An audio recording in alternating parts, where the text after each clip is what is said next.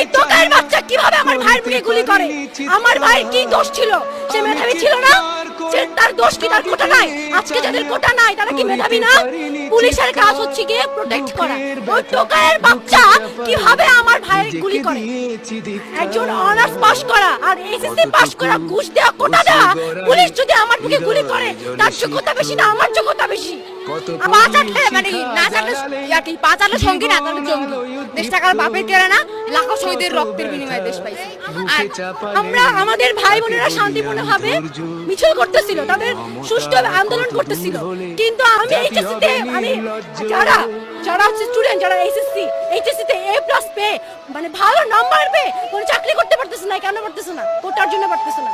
ভালো কথা, ফাইন, মুক্তিযুদ্ধ করছে, ফাইন, তার সন্তান পাইছে, তার নাতিরাও যদি পায় তাদের বংশ বিস্তার হইতেছে না?